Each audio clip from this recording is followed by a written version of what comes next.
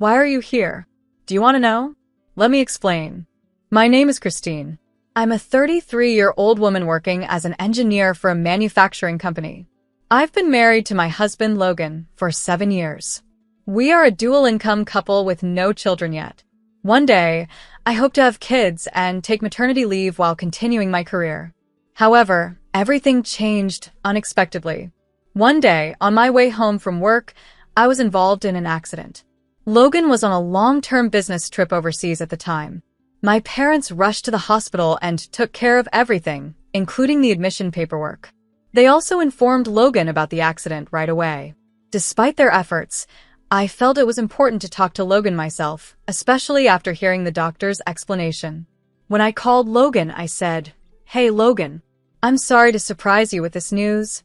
He replied, clearly worried. Really, I was shocked. "I can't come back right away, but how are you? Are you okay?" "I've already informed my company, and I'll return in 5 days." I could sense his concern over the phone, so I explained, "It seems I've been left with paralysis on one side of my body because of the accident." "What? Paralysis on one side of your body? Will it get better with rehab?" he asked, his voice filled with shock. I told him the truth. No, it seems it won't get better anymore. Logan went silent for a moment. I could tell he was struggling to process what I had just told him.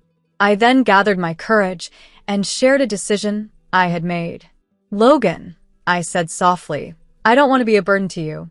Your hobbies are outdoor activities and going to festivals. If we stay together, you won't be able to enjoy those things anymore.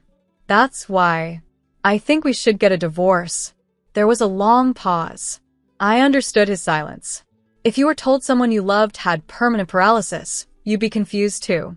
On top of that, being suddenly asked for a divorce would leave anyone in shock. After a few minutes, Logan finally spoke. "Okay, if you say so, Christine. You're stubborn, and once you make up your mind, you don't change it?"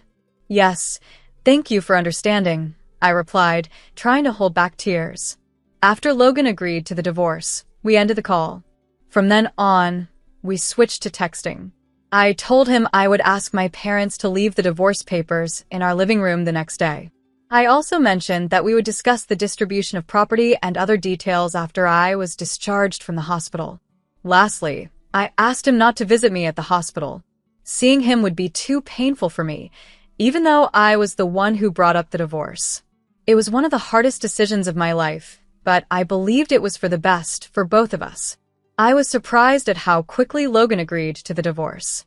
But I reminded myself that he has his own life, and I have mine. There's no time to feel sad or stay stuck in the past. I needed to focus on the next chapter of my life immediately. As planned, I asked my parents to prepare the divorce papers. I told them to place the documents in the living room for Logan to sign when he returned. 5 days later, as expected, Logan came back. He went to our home, signed the papers, and filed them as we had agreed. That day, he called me briefly after finishing the paperwork. "I just got back from the office," he said. "I see. Take care, Logan," I replied. "You too, Christine." And just like that, with a short, simple conversation, our 7 years of marriage came to an end. About a week after the divorce was finalized, I found myself waiting in the lobby of the city hall. I wasn't alone for long. Hey, this way. Hurry up." I heard a woman's voice calling out excitedly. "Calm down, Madison. We still have plenty of time before they close," said a man beside her. A couple hurried toward the counter, looking cheerful. I stood in front of them, smiling warmly. "Long time no see, Logan. And nice to meet you, Madison," I said politely. Madison, meeting me for the first time, looked at me suspiciously. Who are you? How do you know my name? Are you some kind of stalker?" she asked, narrowing her eyes. Logan, on the other hand, froze. His face turned pale as he stared at me in shock. "Christine? What are you doing here? And why are you standing?" he stammered, his voice trembling with disbelief. His reaction made sense. The last time we spoke, I had told him I was paralyzed on one side of my body. Now, I was standing firmly on both feet, with no crutches or support. It had only been about a week since we separated, so his confusion was completely understandable. Surprised to see me standing? I asked calmly. Of course I'm surprised. You said you were paralyzed, and that's why you wanted a divorce. I held back my tears and agreed, because I didn't want to make things harder for you, Logan replied, sounding hurt. I looked at him steadily and said, held back your tears? Logan, when I asked for a divorce, you agreed, without hesitation. And now, just days later, you're here with Madison and a marriage certificate. Is that what someone heartbroken would do? Logan's face turned red as he tried to hide the marriage certificate behind his back. But it was too late. I had already seen it. Madison, still confused, asked, Hey, who is this woman? And why is she talking to you like she knows you so well? She sounded annoyed, clearly unaware of the situation.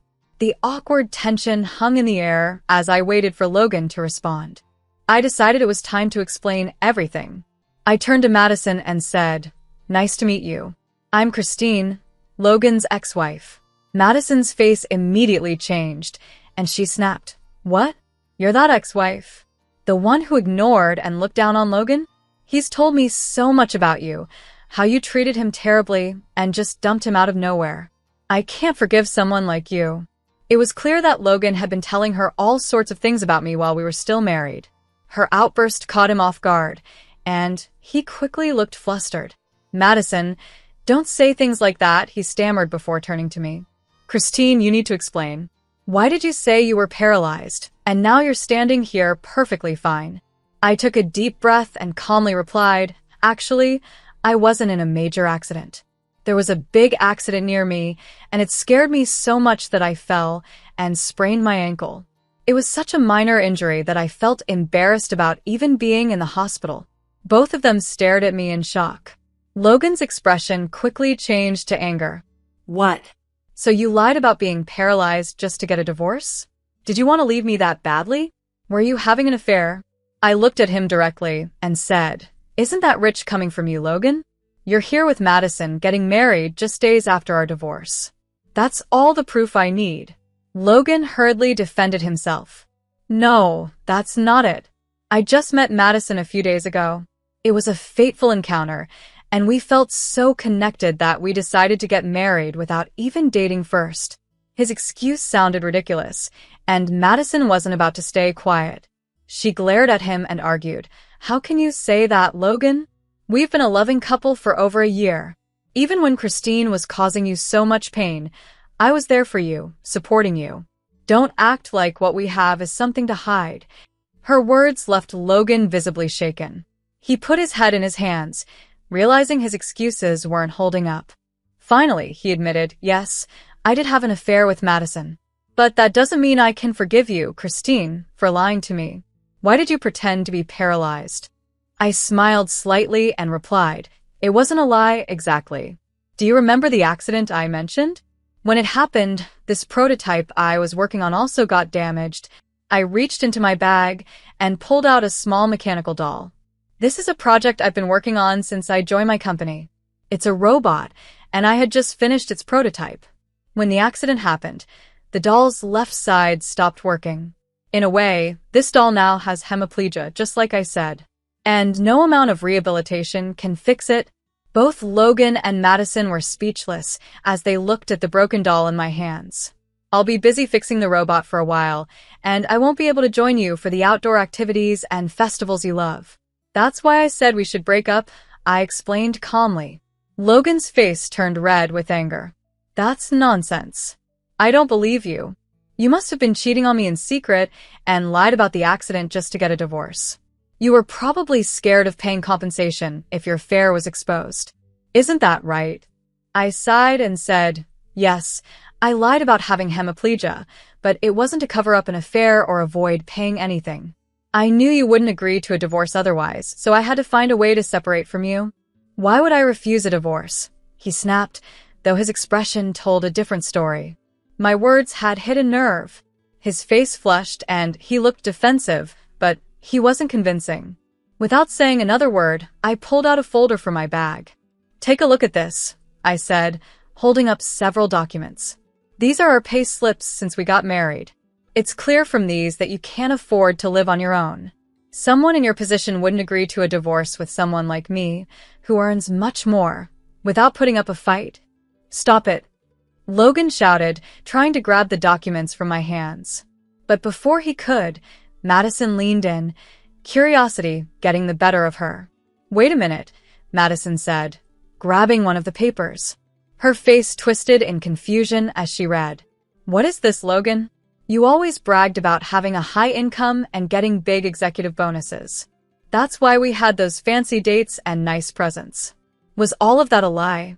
Were you using Christine's money all along? Logan stammered. And no, it's not like that. Okay, yes, my salary is low, but together with both of our incomes, it was manageable. Sure, I might have exaggerated a bit, but isn't that normal? Just a little embellishment. Madison interrupted him with a glare. A little embellishment? You lied to me about everything. You made me believe you were rich. And now I find out you were living off Christine's salary? This is unbelievable. Without money, you're worthless to me. Let's break up. Wait, Madison, no. Logan begged, but she turned away from him. Right in front of me, she dumped him on the spot. Watching him get rejected so miserably calmed me a little, but it wasn't enough. Well, Logan, I said firmly, you lied to both of us, so this is your own fault. But don't think your punishment ends here. What do you mean? Christine, I've already been dumped. I'm your ex-husband. Can't you show me a little sympathy? He whined. Ignoring his complaints, I grabbed Madison, who was trying to storm out, and signaled to the lawyer I had waiting nearby. Who's that? Logan sneered. Oh, I get it. You're having an affair, aren't you? No, Logan, I said calmly. This has nothing to do with an affair. It's just justice catching up with you. I am Christine's attorney, the lawyer said calmly. What? Why does a lawyer need to talk to me? Logan asked, irritated. His tone was sharp, but the lawyer stayed calm and professional. The lawyer explained, Logan, you had an affair with Madison while you were still married to Christine. Because of this, you are required to pay compensation to Christine. He then turned to Madison, who looked visibly annoyed and confused. Madison, the lawyer continued, you knowingly had an affair with a married man. Therefore, you are also required to pay compensation to Christine. Madison's face twisted with anger. Why? All I did was believe his lies about being wealthy. I was deceived too. Why should I have to pay anything? She argued. Logan joined in, his tone defensive. I didn't really do anything wrong. Why do I have to pay? This is unfair.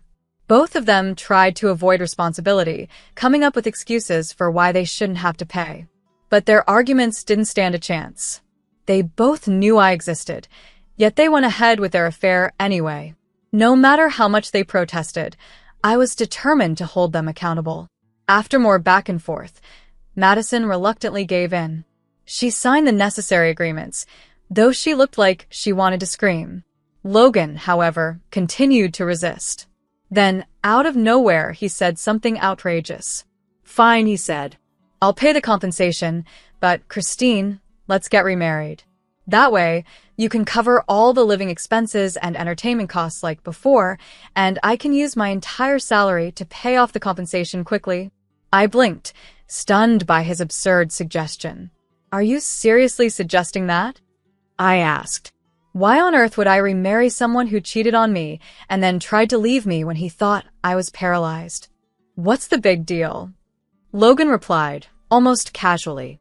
I won't cheat anymore, and you're fine now, right? Even if you're busy with work and can't join me for camping or festivals, I won't complain. So let's just get back together. Come on. His reasoning was so ridiculous that I could barely believe my ears. If you had a mechanical body, I thought to myself, I'd want to unscrew your head and replace your brain. But instead of saying that out loud, I replied firmly, Logan, there is absolutely no way I'm getting back together with you. You cheated, you lied, and you abandoned me when you thought I was at my lowest. Reconciliation is not an option, so don't even think about it. Logan finally seemed to realize that I was serious.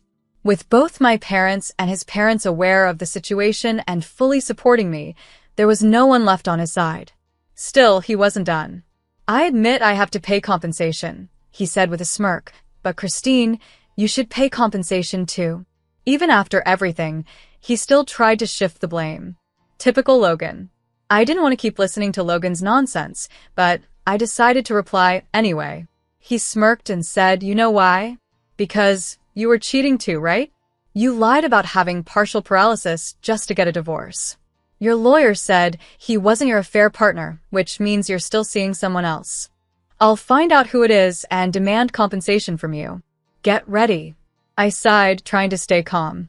"Fine," I said. "If you're so determined, go ahead and investigate as much as you like. You can do it yourself or hire a private detective or an investigation firm. Use your own money and do whatever it takes to satisfy your curiosity." Over the next few weeks, I started noticing strange things. There were times when I felt like I was being followed on my way to work. My parents even mentioned seeing Logan lurking near their house. It was clear he was spying on me, hoping to find evidence of an affair. But since I wasn't cheating, there was nothing for him to find. To my surprise, I later learned that Logan had even skipped work without permission to spy on me. He was so obsessed with proving his baseless accusations that he neglected his job. 3 weeks later, I got a phone call from him. "Christine," he started, his voice shaky. "When are you going to admit to your affair? I've been skipping work without permission, and now my boss says they're going to fire me. Take responsibility and give me some money to live on." I couldn't help but laugh at the absurdity of his demand. "What are you talking about?" I said. "You chose to skip work and follow me around. That was your decision, not mine. Don't blame me for your actions." I paused before continuing. "So, did you find any proof of this so-called affair? If not, I suggest you stop this nonsense. Otherwise, I'll sue you for stalking.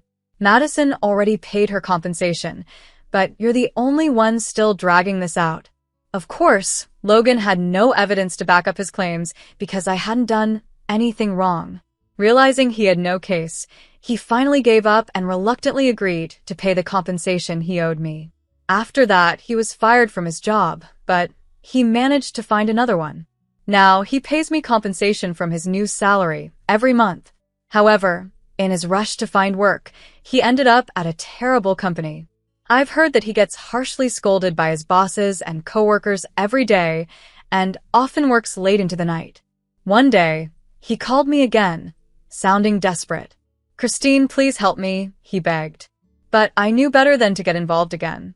"I can't stand this life anymore. I promise I'll never cheat again. Please remarry me. I want to live a good life with your money, eat the meals you cook, and come home to you." Logan begged over the phone. "My parents treat me coldly now, and I have no one but you." He sounded desperate, but his words didn't move me at all. I had no feelings left for him. No matter how much he complained about being alone, it didn't change how he had treated me. As long as he kept sending the monthly compensation payments, that was all I cared about. His personal struggles were no longer my problem. I ignored his calls and messages completely. At first, he kept trying to contact me, but eventually the messages stopped. After one particularly large payment, I never heard from him again. Some of my friends gossiped about what might have happened to him. They said he had been hospitalized because of overwork or that he might be involved in some shady business. I didn't know if those rumors were true, and honestly, I didn't care. Logan was no longer a part of my life. Now, I've completely moved on and focus all my energy on my work.